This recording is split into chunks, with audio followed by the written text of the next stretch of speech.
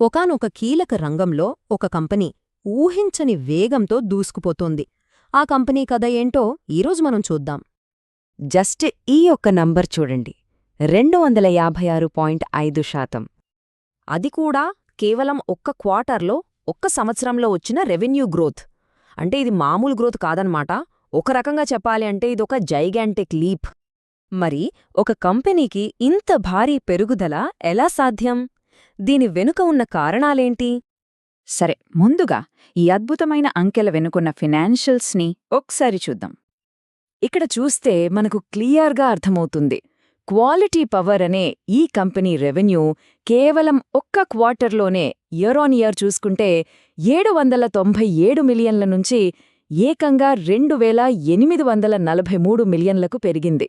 ఇది నిజంగా అసాధారణమైన పెరుగుదల కదూ. అయితే ఇంతకీ ఎవ్రీ క్వాలిటీ పవర్ అసలు వీళ్ళేం చేస్తారు? దాని గురించి ఇప్పుడు తెలుసుకుందాం. చూడండి, మన ఆధునిక ప్రపంచం మొత్తం ఇలాంటి ఒక కాంప్లెక్స్ ఎలక్ట్రికల్ గ్రిడ్ మీదే ఆధారపడి నడుస్తుంది. కరెక్ట్గా చెప్పాలంటే క్వాలిటీ పవర్ చేసే పని ఇదే. ఈ గ్రిడ్ సక్రమంగా పనిచేయటానికి అవసరమైన చాలా కీలకమైన హైటెక్ పరికరాలను వీళ్ళు తయారు చేస్తారు. ఇంకా సింపుల్గా చెప్పాలంటే గ్రిడ్ కనెక్టివిటీకి, అలానే ఇప్పుడు ప్రపంచవ్యాప్తంగా జరుగుతున్న ఎనర్జీ ట్రాన్సిషన్కి అవసరమైన హై వోల్టేజ్ ఎక్విప్మెంట్ని వీళ్ళు డిజైన్ చేసి తయారు చేస్తారన్నమాట. వీళ్ళు ఏం తయారు చేస్తారో సింపుల్ ఎనాలజీస్తో చూద్దాం. ఉదాహరణకు రియాక్టర్లు, ట్రాన్స్ఫార్మర్లు, గ్రిడ్కి ట్రాఫిక్ పోలీసుల్లాంటివి పవర్ లెవెల్స్ని కంట్రోల్ చేస్తాయి. ఇక స్టాట్కామ్లు, హార్మోనిక్ ఫిల్టర్లు, ఇవి పవర్ని క్లీన్ చేసి స్థిరంగా ఉండేలా చూసుకుంటాయి. ఇన్స్ట్రుమెంట్ ట్రాన్స్ఫార్మర్లు గ్రిడ్కి సెన్సర్ల లాంటివి, అంటే ఇవి కీలకమైన డేటాను అందిస్తాయి. చివరిగా కెపాసిటర్ బ్యాంకులు, ఇవి గ్రిడ్కి షాక్ అబ్జార్బర్లాగా పనిచేసి స్టెబిలిటీని పెంచుతాయి. అంతేకాదు, వాళ్ల కార్యకలాపాలు కూడా బాగా విస్తరిస్తున్నాయి. మెహ్రూ, సుకృత్ లాంటి స్పెషలైజ్డ్ కంపెనీలను కొనుగోలు చేస్తూ తమ సామర్థ్యాన్ని ఇంకా పెంచుకుంటున్నారు.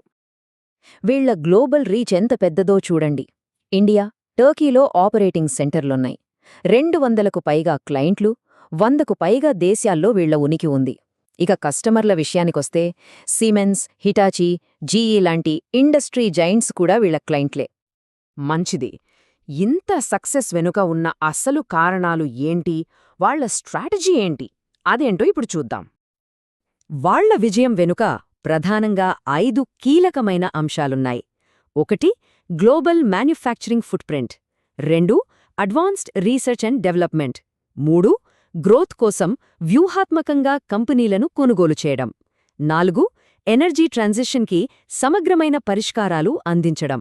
ఇక 5వది అనుభవజ్ఞులైన నాయకత్వ బృందం. ఇక్కడ క్వాలిటీ పవర్ మేనేజ్మెంట్ ఏమంటుందో చూడండి. వాళ్ళేం చెప్తున్నారంటే, పునరుత్పాదక ఇంధనం, గ్రిడ్ స్టెబిలిటీ లాంటి వాటి అవసరం పెరగడం వల్ల గ్లోబల్ పవర్ ట్రాన్స్మిషన్ మార్కెట్లో పెట్టుబడులు స్థిరంగా కొనసాగుతున్నాయి అని.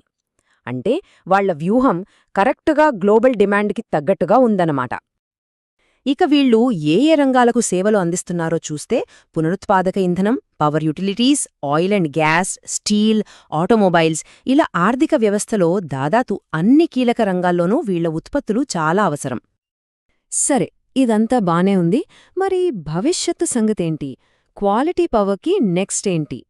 ఈ నంబర్ చూడండి, 8,950 మిలియన్ రూపాయలు. ఇదే వాళ్ల ప్రస్తుత ఆర్డర్డ్ బ్యాక్లాగ్. ఆర్డర్ బ్యాక్లాగ్ అంటే వాళ్ల చేతిలో ఇప్పటికే ఉన్న ఆర్డర్లన్నమాట. సో భవిష్యత్తులో కూడా రెవెన్యూకి ఎలాంటి ఢోకా లేదని ఇది మనకు స్పష్టంగా చూపిస్తోంది. వాళ్ల గ్రోత్ జర్నీ కంటిన్యూ అవ్వబోతోందని దీని అర్థం. భవిష్యత్ డిమాండ్ను అందుకోవడానికి వాళ్ళు ఎంత దూకుడుగా విస్తరిస్తున్నారో చూడండి. కొచ్చిన్లోని ఫెసిలిటీ విస్తరణ ఇప్పటికే పూర్తయింది. భివాడి ప్లాంట్ విస్తరణ కూడా పూర్తి కాబోతోంది. దీనివల్ల వాళ్ల కెపాసిటీ దాదాపు 45% పెరుగుతుంది. ఇక సాంగ్లీ ప్లాంట్ నిర్మాణం అనుకున్న టైం కన్నా ముందే జూన్ 2026 కల్లా పూర్తి చేయబోతున్నారు. అంటే డిమాండ్కి తగ్గట్టుగా వాళ్లు చాలా చురుగ్గా స్కేలప్ అవుతున్నారు. సో మన ప్రపంచ ఇంధన అవసరాలు రోజురోజుకీ మారుతున్న ఈ టైంలో భవిష్యత్తుకు వెన్నెముకలాంటి ఈ గ్రిడ్ను ఎవరు నిర్మిస్తున్నారు? ఇది మనం ఆలోచించాల్సిన ఒక ముఖ్యమైన ప్రశ్న.